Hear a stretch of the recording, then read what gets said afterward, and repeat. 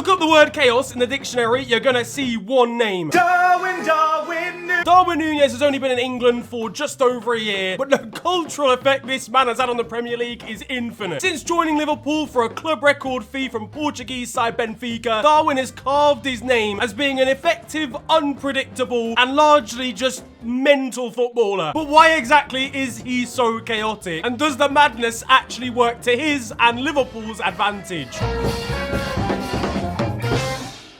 The true evolution of Darwin has been mesmerizing to watch. He's like a wildlife documentary. Could you imagine David Attenborough commentating over this man? And as you can see, Darwin Nunez is doing, well, honestly, fuck knows what he's doing. If you were to search Darwin Nunez's highlights, right, for the last 18 months since he's joined Liverpool, you'd see a combination of amazing goals, truly unbelievable misses, and him knocking out Joachim Anderson. Truthfully, as a Liverpool fan, he's a stressful footballer at times, because you don't know what he's gonna do, and most of the time he doesn't know what he's gonna do either. You start to question everything as a Liverpool fan when you watch him play a 1-2 off the crossbar into a bicycle kick instead of just slotting the ball into the back of the net. I'm finished, I can't do it. This is a man that left every single essay at university till 3 hours before the deadline to start. He's never owned a calendar in his 24 years of life. But what actually is the reason for the chaos, and has he always been like this? Well, ladies and gentlemen, it is time to take a journey back to the dawn of time. It's not that far. It's like 6 years ago. So if you don't know already, Darwin Nunez, born in Uruguay. I know, we're really unearthing the facts here. He's born to parents that don't have a lot of money, but he does discover a love for football very early on in his life. And youth coaches at the time describe him as one of the most natural talents they've ever seen. And at age, he's scouted by Peñarol, one of the 2 main Uruguayan trophy winners in the country. But age 17, he injures his ACL, is out for a whole calendar year, and needs surgery on that knee. It stunts his career, obviously. He gets homesick and he moves back to the town that he grew up in. Meanwhile, his older brother, who's also pursuing football, retires at the time to try and provide for his and Darwin's family. He starts making an impact at Peñarol, but unfortunately he injures his knee again, needs a second surgery at such a young age. Could have been a career ender, truthfully. But despite that, he'd once again return and once again impress, grabbing a hat-trick against Boston River in the Uruguayan Premier Division. In 2019, he made the move to Europe and Almeria, and he hit the ground running with a decent goal-scoring display, earning himself a move to Benfica for 24 million euros. Now, this is a big one. Benfica traditionally have sensational recruitment. They do not sign a player, a young player at least, if they don't know in stone they're going to sell him on for about 87 million euros afterwards. In his first season, he grabbed 6 goals and grabbed a league best 10 assists, showing that he's creative, unselfish as well. A steady start, he had to get used to Portugal, but he also suffered from the effects of COVID for most of that first year. But in total, he'd end up with 32 goals from 57 appearances, be the league's top scorer in his final season, and win Player of the Year. And that got him that big money move to Liverpool. To the big red! £64 million, rising to £85 million with add-ons, making him the club's record transfer. And the pressure was immediately on, as elsewhere in England, Manchester City had just brought in goal machine Erling Haaland. Now, unless you were Rory Jennings, right, you knew that Erling Haaland was gonna bang like 50 goals. And because Man City had signed a striker and we'd signed a big money striker as well, there were a lot of early comparisons between the two. But the early signs were good when Man City faced off against Liverpool in the Community Shield. Erling Haaland missed a sitter and was unable to score. Meanwhile, Darwin Nunez stooped low to grab himself a late third for Liverpool as we lifted the Community Shield. And he even won a penalty during the course of the match as well. Next, against Fulham on his Premier League debut, he would impress again, grabbing an assist for a Mo Salah goal, but an insane flick into the top corner, basically on the half volley, and things were looking great. Yeah, that was until he got red carded for headbutting a Crystal Palace centre-back. It was such a shame because he'd actually genuinely started well, but the big money price tag, and he was now out, suspended for 3 games. And that's the first reason of chaos. Temperament. Usually temperaments used like this in a bad sense. It's not necessarily, but he's got that shithouse DNA, which can be good when he's celebrating a goal, but not so great when opponents' defenders are winding him up and then they get a reaction like this. But by October, and there's a different reason why Liverpool fans are criticising Darwin, and it's because of the chances that he's missing. Against Rangers, he'd get on the score sheet, but fucking hell, he'd miss some good opportunities, including an open goal that he just swept wide after a Mo Salah run and pass. Reds fans are concerned a little bit bit of Timo Werner syndrome might be creeping in. In November, he turned things around again, winning Player of the Month for Liverpool. But this kind of highlighted a second reason for chaos: inconsistency. This man started with a bang, hit the ground running in his first 2 games, then got himself sent off, then went through patchy form and then recovered again. And that was kind of the story of his entire first season. But they're missing easy chances and scoring beauties, like against Real Madrid in the Champions League with a back heel flick again. He'd win Player of the Month in February for a second time and then score a brace in Liverpool's famous 7-0 win against Manchester United. They're carving Manchester United apart here.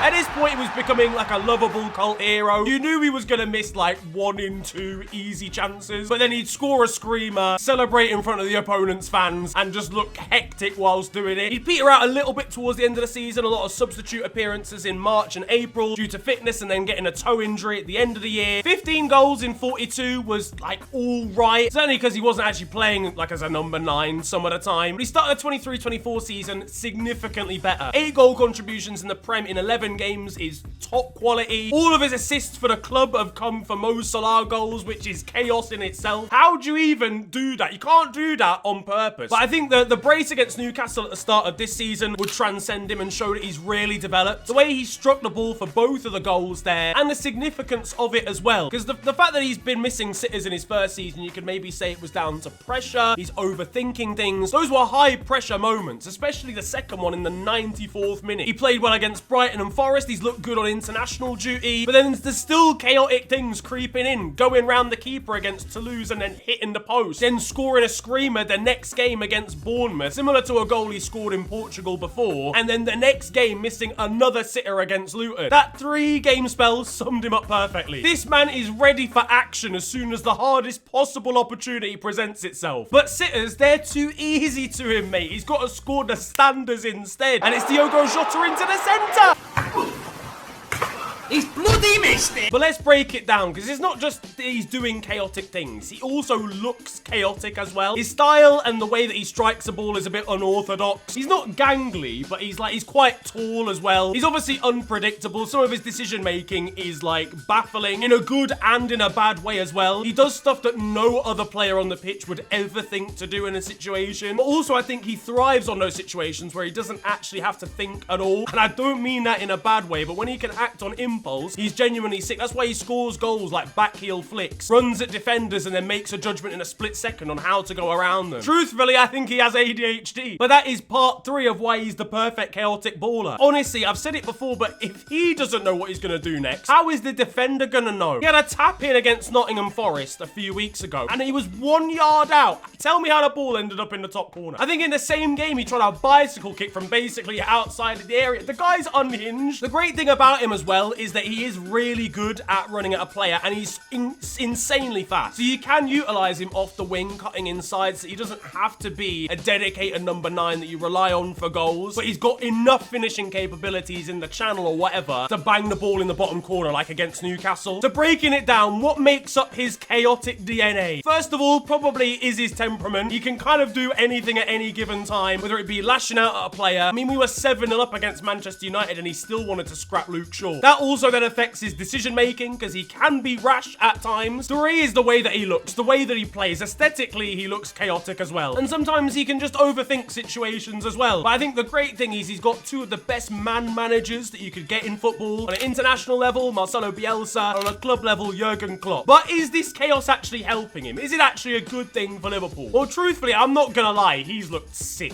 this season. Yes, there's still a little bit of inconsistency. Yes, I don't know how he missed against Luton. But the fact that he's missing chances like that and still getting the goal contributions that he does means that we should be excited, because once he irons those things out, he's going to be even better.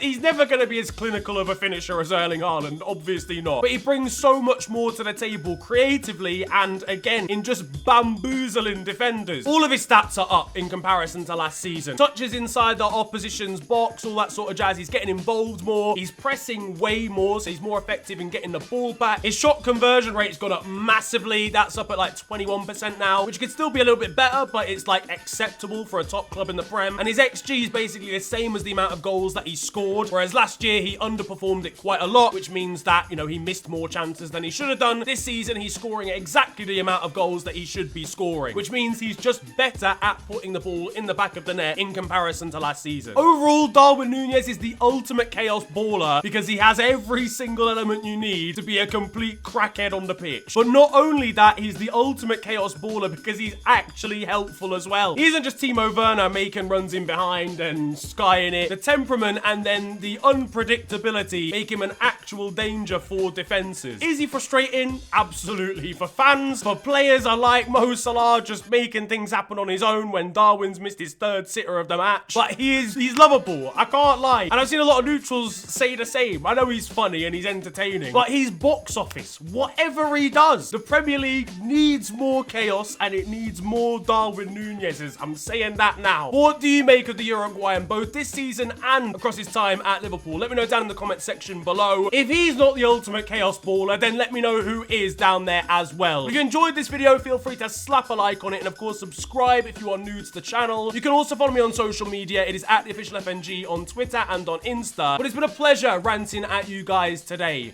Have a wonderful day, enjoy yourselves, and goodbye.